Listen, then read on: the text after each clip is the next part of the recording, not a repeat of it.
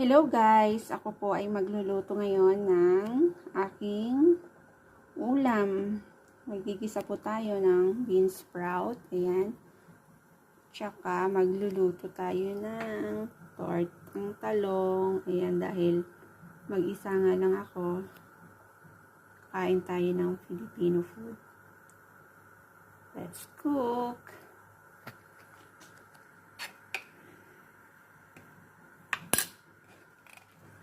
Ilagay natin yung tortang talong.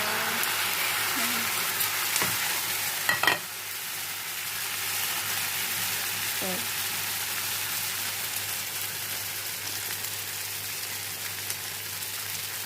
So, ayan, diba? Ang ganda niya.